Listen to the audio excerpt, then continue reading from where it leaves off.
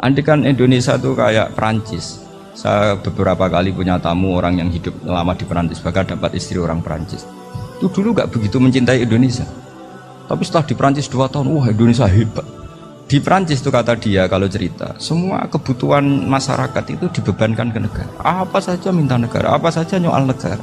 Sementara Indonesia, coba kalau Indonesia mengalami seperti ini kok tidak ada konaan, rimo ing pantung, bisa kios Indonesia.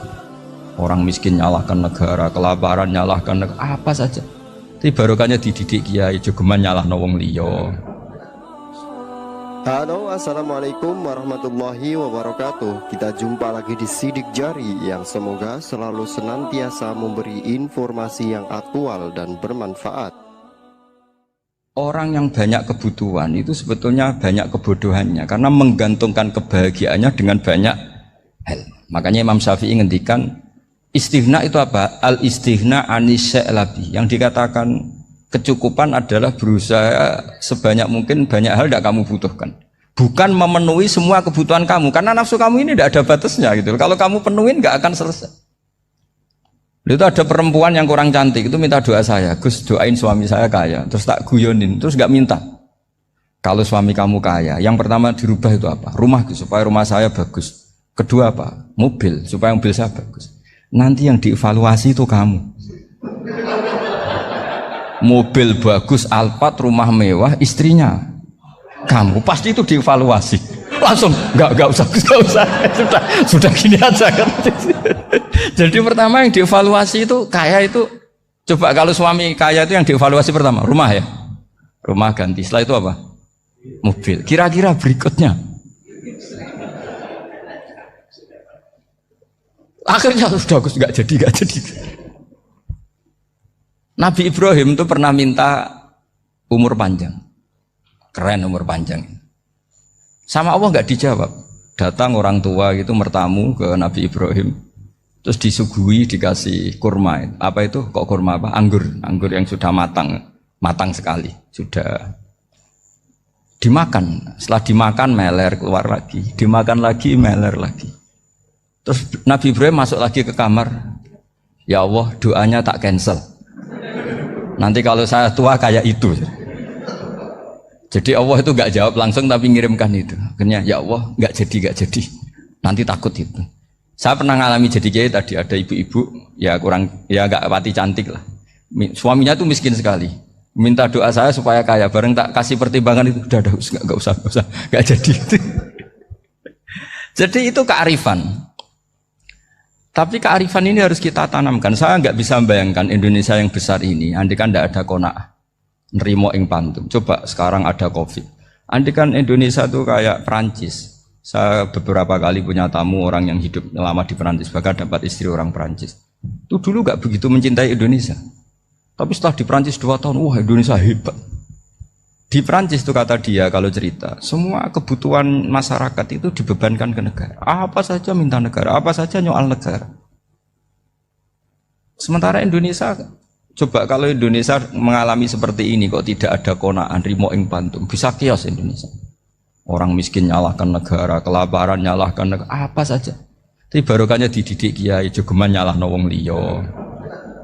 Urip pun romo ing pandum, diame. Sampai gak ngerti kalau Covid. Banyak tuh orang-orang kampung itu, orang lugu-lugu itu. Mbah niki saking Covid, salam ning Covid, muga-muga umure panjang. Dikira Covid itu nama orang yang ahli sosial itu. Mbah niki dana saking Covid. Matur nuwun sampekno salamku, muga-muga umur panjang. Bingung kan yang nganterin ini. Ini gimana yang mau menjelaskan? Memang nggak paham. Ribet kan. Tapi saya pastikan bahwa dengan keadaan seperti ini kita bahagia, kita stabil, itu jelas barokahnya kalimah tadi, moto tadi atau pegangan hidup tadi. Makanya disebut al-ibarat qutun li'ailatil mustami'in, bahwa redaksi atau kata-kata atau pegangan atau filosofi hidup, apalah namanya itu adalah penyemangat. Karena kata-kata ini memang luar biasa. Ketika sahabat perang demi kebenaran, zaman itu ya pasti benar karena yang dibela Nabi. Dulu itu kan enak zaman Nabi, yang dibela mesti benarnya, musuhnya mesti salahnya. Sehingga dulu itu memang harus tegas. Kalau sekarang mau tegas gimana? Yang kamu bela tidak mesti benar, musuhnya tidak mesti salah. Ribet kan kalau misalnya saya tukaran sama Pak Rektor, kamu mau bela mana kan bingung. Saya tidak mesti benar, saya tidak Nabi. Pak Rektor apalagi nggak mesti benar lagi kan? Ribet kan? Jadi kalau kita mau perang sekarang itu mau pede gimana? Enggak. Makanya banyak ulama sekarang tuh mau tegas tuh nggak berani karena ya banyak hal yang abu-abu lah wilayahnya, misalnya pilihan presiden atau pilihan bupati, pilihan menteri. Kamu mati-matian bela itu, yang kamu bela tidak mesti benar, musuh kamu tidak mesti salah. Misalnya pilihan bupati, wah ini kabupaten ini baik kalau bupatinya ini, yang satu bilang ini, terus tim suksesnya kamu tanya, kamu yakin? Ya tidak juga. Lah kenapa semangat? Kan saya botohnya, paling alasannya ya itu aja, bukan yang lain. Beda dengan zaman Nabi, Nabinya mesti benar, Abu Jahalnya mesti salah. Kan enak, aturan mainnya jelas. Singkat cerita, dalam perang itu banyak sahabat yang alami luka, ngalami apa gitu. Kemudian curhat ke Nabi, ya Nabi gara-gara derekkan jenengan, ngikuti jenengan, saya harus ngalami seperti ini, seperti ini. Ngiranya orang itu diapresiasi sama Allah keluarnya. Ternyata sama Allah gak diapresiasi. Malah diturunkan ayat intakunu ta'lamuna fa innahum ya'lamuna kama ta'lamun wa tarjuna minallah ma'ala yarjun. Kalau kamu sakit karena perang, orang-orang kafir itu ya sakit. Itu saja berani padahal demi kekafiran. Wa tarjuna minallah ma'ala yarjun. Padahal kamu punya nilai lebih yaitu berharap kepada Allah yang mereka tidak punya. Saya jadi kiai itu ya kadang mangkel. Karena yang benci ya benci, yang seneng itu ngel-ngel loh kayak Pak Bejo. Jadi semuanya ribet. Lah iya, yang benci ya ganggu, yang seneng ya ganggu, tambah nemen. Seribet. Tapi kalau sudah ingat bandar narkoba, mereka berhadapan dengan polisi, kadang ditembak karena kesalahannya terlalu fatal. Antar persaingan mereka juga bisa tembak-tembakan karena merebut pasar narkoba. Itu saja mereka berani. Kok kita yang jadi kiai kadang dicium tangannya, dihormati gak berani, hanya takut apa ya, musibah-musibah kecil lah, atau problem-problem kecil. Lah iya, kalau kita bandingannya gitu. Kalau kamu mau tahajud kedinginan, itu masih nanti dihisab Allah itu gitu. Maling ayam itu keluar malam-malam, hanya dapat ayam. Itu gak takut dingin. Ya gak takut digebuki masa. Kamu mau tahajud aja takut dingin. Makanya nanti hisabnya orang soleh itu nanti dijajarkan orang dolim. Terus diperbandingkan. Wah itu habis kamu kalau itu. Jadi misalnya Unisula mau rapat, tapi ini malam, kalau malam dingin nanti sama masuk angin. Wah anak-anak pang di perapatan aja berani kamu. Kalau sudah perbandingannya gitu tuh ribet kita nanti. Makanya itu kalimat itu moto atau filosofi hidup. Sehingga diulang lagi nasihat itu. Iyam saskum korhun fakodu masal koma korhum mislu. Kalau kamu kena luka, orang-orang yang nggak benar juga akan kena luka. Itu aja berani demi ketidakbenaran. Masa kamu demi kebenaran nggak berani? Akhirnya orang itu, ya itu kalimat, itu heroik. Makanya kita ini penting ya. Makanya tadi himne Unisula dimulai kalimat thayyibah. Karena kalimat ini yang menjaga kita kalimat ini. Misalnya tentang Tuhan. Kenapa orang Islam imannya kokoh seperti ini, termasuk yang sudah hidup di Amerika, di Australia, di mana-mana.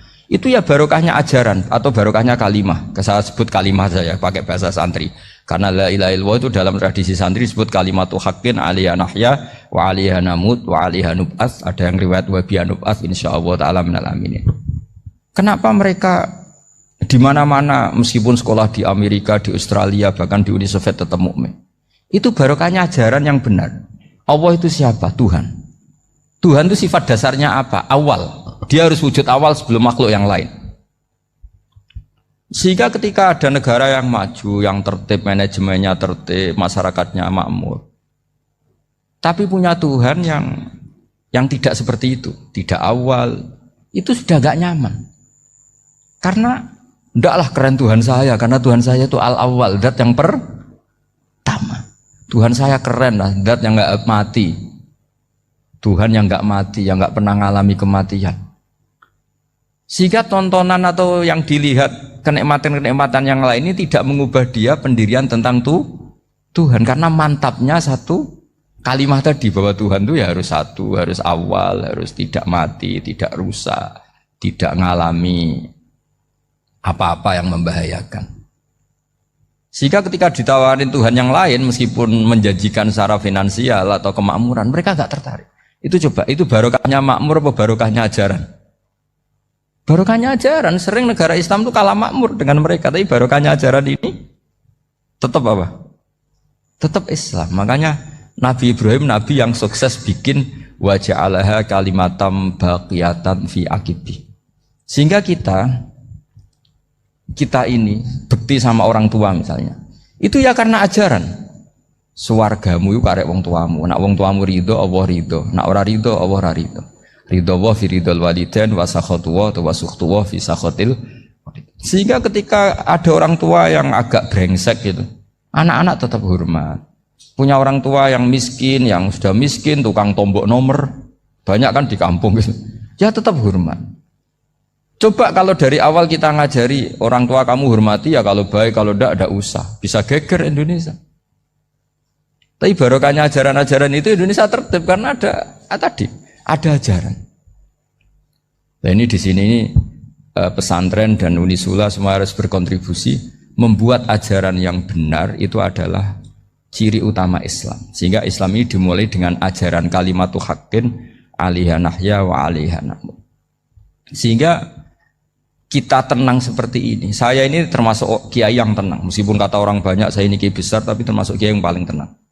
Termasuk yang paling tenang. Karena saya ini pakai mazhab orang-orang hebat. Saya berkali-kali cerita, orang kayak Imam Syafi'i itu orang yang luar biasa. Saya berkali-kali cerita, orang yang tadi nyium tangan kamu ya Imam Syafi'i, di belakang tuh ngerasani kamu, menghujat kamu. Jawabannya enak saja. Berarti saya alhamdulillah orang yang wibawa. Buktinya di depan saya nggak berani. Jadi enteng saja. Diceritain sebagian kampung, sebagian separuh dari warga kamu itu gak suka kamu. Ya bagus lah gak suka saya, gak akan utang duit saya. Di mana-mana orang utang itu karena teman dekat. Kalau gak seneng pasti minimal gak utang, gak pinjam mobil, gak pinjam apa. Berkah mana yang seneng sama yang gede. Jadi dianggap enteng saja. Semua yang dialamin dianggap enteng saja. Misalnya punya istri pemarah, ya baguslah marahin suami. Kalau marahin tonggo malah ribet. Jadi kamu harus terima kasih kalau dimarahin istri. Baguslah marahin saya mah, kalau marahin tonggo ribet. Jadi enteng saja. Tapi kita sekarang tuh karena nafsu ya, sehingga menghadapi hidup ini ribet. Ulama dulu kalau mau mati itu senengnya bukan main. Sudah lama saya ini ingin gak maksiat. Kayaknya gak maksiat paling efektif itu mati. Ya tidak apa-apa Gusti, kalau sebaiknya mati ya mati aja. Enteng saja. Jadi melihat kematian itu akhir dari segala keburukan atau potensi keburukan. Apapun baik kita sekarang, suatu saat mungkin kita nggak baik. Yang bisa menghentikan ketidakbaikan atau potensi ketidakbaikan itu apa coba? Mati kan? Berarti mati itu mengerikan apa menyenangkan? Mesti kamu tidak berani menjawab. Meskipun secara ilmu kamu berani, tapi secara rasa nggak berani kan? Saya ulang lagi ya, yang bisa menghentikan keburukan atau potensi keburukan itu apa coba? Apa? Kematian. Berarti kematian itu menyenangkan atau menyusahkan? Apapun kamu tidak berani jawab karena kamu agak-agak duniawi itu kelihatannya. Tapi secara ilmu, kamu tahu kan kalau mati itu tidak buruk-buruk banget. Karena apa? Itu akhir dari segala keburukan. Sehingga Nabi ngajarkan kalimat itu begitu luar biasa. Allahumma ahyini maka natil hayatu khairan li wa tawaffani maka natil wafatu khairan li. Nabi melihat dunia itu begitu indah. Ya Allah, kalau saya ini hidup, anggap saja hidup ini ziyadatan li fi kulli khairin, menjadi modal saya menambah segala kebaikan. Jika suatu saat saya mati, anggap mawon rohatan li min kulli syarrin, itu akhir dari segala keburukan saya. Sehingga mati hidup ya baik karena di situ kita bisa berkontribusi beramal soleh. Mati juga baik karena mengakhiri segala keburukan. Nabi nate ngendikan lagi, ajaban li amril mu'mini inna amrahu kullahu khair. Orang mukmin itu mengagumkan, semuanya baik. In asobathu na'ma syakara fakana khairan lah. Kalau baru dapat nikmat dia syukur, maka itu baik. Wa in asobatu dharra sabara, kalau dapat masalah mereka sabar, itu juga baik. Sehingga orang mukmin dua sisinya pasti baik. Itu juga kalimat, maksudnya moto atau pegangan hidup.